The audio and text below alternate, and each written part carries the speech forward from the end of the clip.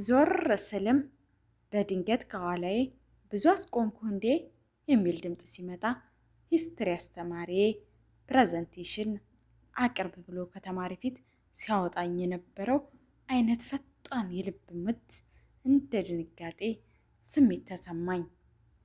ውድ የልቦግ ቻናል ቤተሰቦቼ እንኳን ወደ ልቦግ ቻናል ቤተሰብ በሰላም መጣችሁ። ክፍል 2 ክፍል 1ን ባለፉት ሳምንታት አቅርቤላችኋለሁኝ። ቀጣይ አሁን ክፍል 3 እኔ አላምንም ተከታታይ መንፈሳዊ ልቦለድ ክፍል 3ን ይዤላችሁ መጥቻለሁ። አዲስ የሆናችሁ ሰብስክራይብ እያደረጋችሁ ላይክ እያደረጋችሁ በታች በኮሜንት መስጫው ስር የሀሳባችሁን እያጋራችሁን እንቀጥላለን። ክፍል 3 ብዙ ትማሩበታላችሁ። ከየት ሀገር ሆናችሁ እየተከታተላችሁኝ እንዳላችሁ በኮሜንት ስራ አስቀምጡልኝ። ሀሳብ አስተያየታችሁን ስለምትሰጡኝ ከልብ አድርጌ አመሰግናለሁ። ክፍል 3 እኔ አላምንም ተከታታይ መንፈሳዊ ልብ ወለድ ክፍል 3።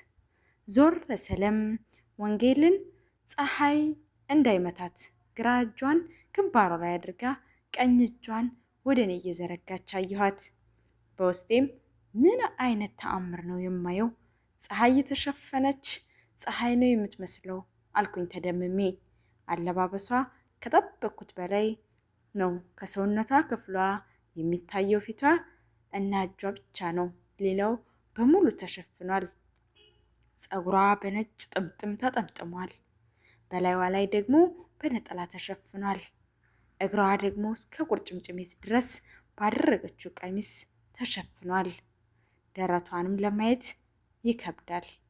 እስከ አንገቷ ድረስ የተሸፈነ ሹራብ ለብሳለች።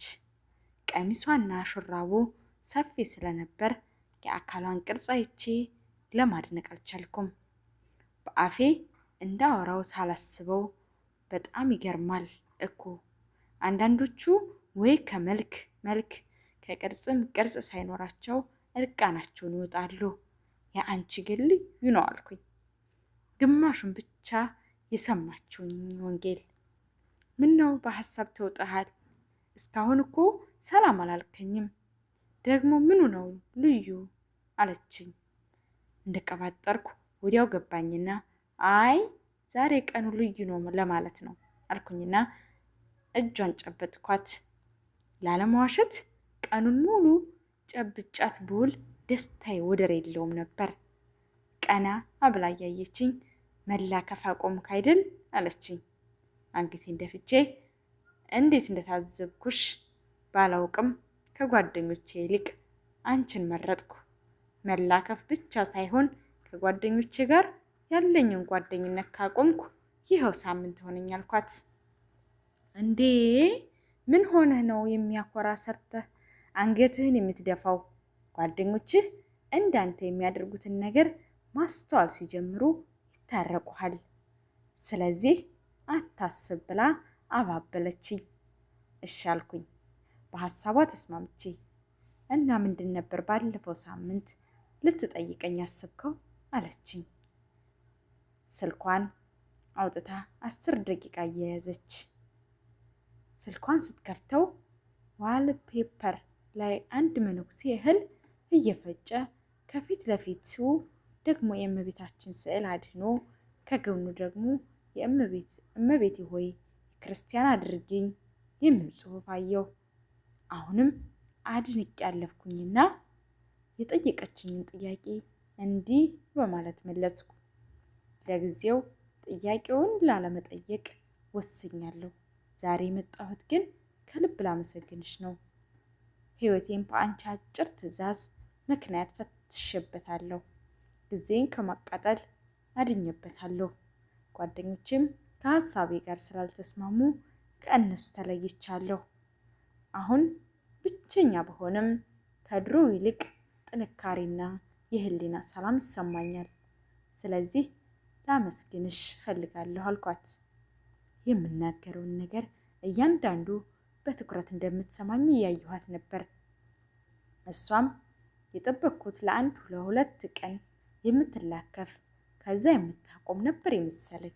አንተ ግን በእግዚአብሔር እገዛ ከልብ በመፈለግህ በአንዴው ልታቆም ችለሃል። ይሄ ደግሞ እጅጉን ያኮራል። እኔንም አክብረህ ስለሰማኸኝ እግዚአብሔር ያክብርልኝ። ከልብ አመሰግናለሁ። ጥያቄውን አሁን ከአፍህ ልስማ ብዬ እንጂ ባለፈው እንደጠየቅከኝ ፍቅረኛ አለሽ ወይ ኖሮሽስ ያውቃል ወይ የሚል ነበር። መልሴ ምን መሰለህ? አሁን የለኝም፣ በፊትም አልነበረኝም፣ ወደፊትም እግዚአብሔር ፈቅዶ ጊዜው ሲደርስ ካልኖረኝ በስተቀር ሀሳቡ የለኝም። የሚገርምህ እኔም እንዳንተ ጓደኛ የለኝም ብላኝ ንግግሯን ልትቀጥልልኝ ስትል አላርም ጮኸ። ሌላ ቀን እናወራለን፣ እስከዛ ጸልይልኝ። የክርስትና ስሜ ወለተ ማርያም ነው፣ የአንተስ አለችኝ። በጣም ደነገጥኩ። የክርስትና ስሜን አላውቀውም ነበር። የክርስትና ስም ራሱ ምን ማለት እንደሆነም አላውቅም ነበር። እናም እንዳትታዘበኝ ብዬ እየተንተባተብኩ የእኔ ደግሞ ወለተ ገብርኤል ነው አልኳት። ሁኔታዬን አይታ ትንሽ ሳቀችብኝና በል እናትህን ጠይቃት፣ ውሸትህን እንደሆነ አውቄብሃለሁ። ደግሞ እስከ ዛሬ ሳምንት ውሸት አቁም አለችኝ። እሺ አቆማለሁ፣ መዋሸቴን ግን በምን አወቅሽ አልኳት። ወለተ ለሴቶች የሚቀጸል ሲሆን ወልደ ደግሞ ለወንዶች አለችኝ። ከዛም እጇን ዘርግታ ቻው ብላኝ ሄደች። ትንሽ አትቆይም አልኳት። አይ ይሄ ራሱ በዝቷል፣ ተጨማሪ 5 ደቂቃ ተጠቅመናል። እግዚአብሔር ብሎ የዛሬ ሳምንት እንገናኛለን ብላኝ ተለያይን። ቆሜም ከአይኔ እስክትርቅ ድረስ በአይኔ ሸኘኋት። ከዛም በእልህ ቤቴ ገብቼ የማደርገውን ማሰብ ጀመርኩ። ከዛም አንድ ሀሳብ መጣልኝ። የጎረቤታችንን ልጅ ስለ ወንጌል ልጠይቃትና ስልኳን ልቀበላት ወደ እርሷ አመራሁ። ቤቷ ሄጅም ቆሜ ከአይኔ እስክትርቅ ድረስ በአይኔ ሸኘኋት።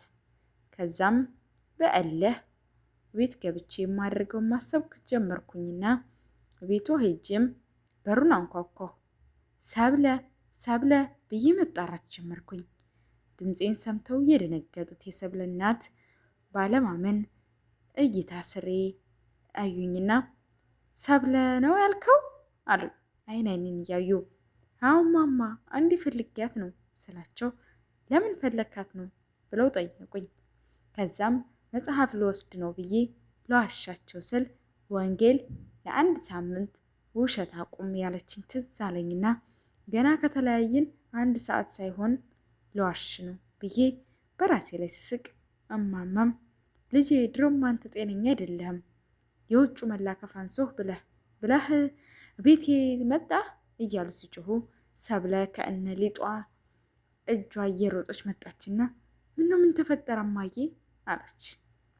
እኔም ኧረ እማማ ለለከፍ አይደለም የመጣሁት ስላቸው እና ምን አባ ፈልገህ ነው አሉ በንዴት። የመጣሁት የወንጌልን ስልክ ሰብለ እንድትሰጠኝ ነው የመጣሁት ስላቸው የወንጌል ስልክ ፈልገህ ነው እንዴ ብለው እያሽሟጠጡ ወደ ውስጥ ሲገቡ እኔም አዎ ማማ የወንጌልን ስልክ ፈልጌ ነው እንጂ ለለከፍ አይደለም አልኩኝ ፈገግ እያልኩ። ወዲያውም ከቁመታቸው ትንሽ በለጥ የሚል ዱላ ይዘው ወጡና ብለህ ደግሞ ምንም የማታውቀውን ምስኪኗን የልጄን ጓደኛ የወንጌልን ስልክ ልትጠይቃለህ አንተ ጋጡጥ ድርዬው መኔ መጀመሪያ ወንጌልን አንብብ እያሉ ከእርግማንና ከስድብ ጋር አባረሩኝ። ይህንን ንግግር የሰማችው እናቴ ከቤት ወጣችና ምን ነው ምን ተፈጥሮ ነው እያለች በጥያቄ አጣደፈችኝ። ኧረ እማዬ ምንም አይደለም ስላት እማማ ቀበል አድርገው በይ አልማዝ ልጅሽን ጸባው እንዲያስተካክል ንገሪው፣ አለበለዚያ ከምወድሽ ጎረቤት ያጣላኛል እያሉ ወደ ቤታቸው ተመለሱ። እናቴም እቤት ከገባን በኋላ እንዳትዋሸኝ ምን አድርገህ ነው ብላ አፋጠጠችኝ።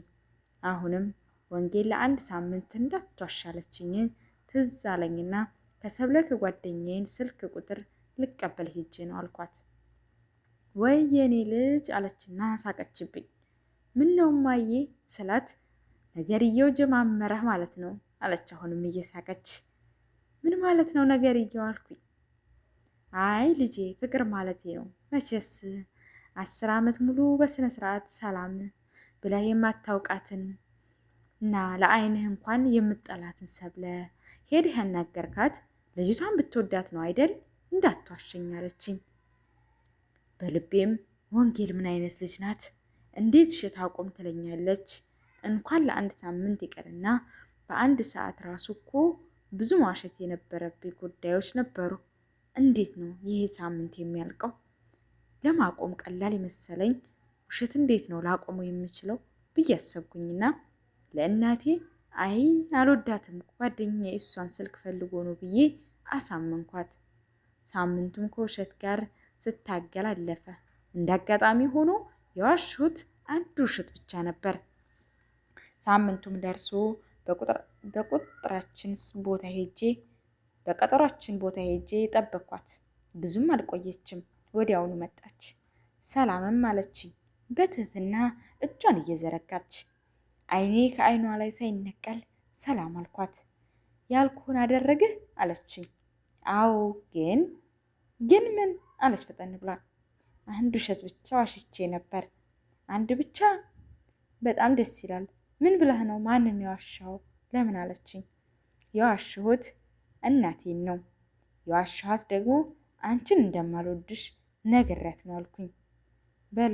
በለሆሳስ ቀጣይ ክፍል 4ን በቀጣዩ ይዤላችሁ እመጣለሁ።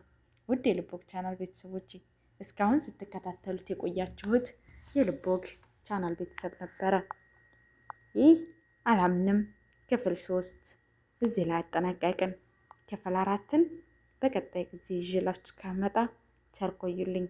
ላይክ ያላደረጋችሁ ላይክ እያደረጋችሁ ኮሜንት ስር የተሰማችሁን ጻፉልኝ። ቀጣዩ ክፍል ምን እንደሚሆን አብረን እናያለን። ውድ የልቦግ ቻናል ቤተሰቦቼ አብራችሁኝ ለቆያችሁ ከልብ እያመሰገንኩኝ እዚህ ያሰናበታችኋለሁ። ሀገራችን ኢትዮጵያን እግዚአብሔር አምላክ ይጠብቅልን። ተዋህዶ ሃይማኖታችን መድኃኔዓለም ይታደግልን። በእውነቱ ሁላችንም ከስደት ወጥተን በሰላም ለሀገራችን ያብቃን። ወጥቶ ከመቅረት ሰምቶ ከመካድ አይቶ ከመርሳት ከሚፈታተንን ሰይጣን ዲያብሎስ መድኃኔዓለም ይጠብቀን። ሁላችንንም የሀሳባችንን አሳብቶ ከኃጢአት ከበደል በስተቀር ለቅድስት ሀገራችን በሰላም ከቤተሰቦቻችን ጋር ያገናኘን። እስከምንገናኝ ቸር ቆዩልኝ።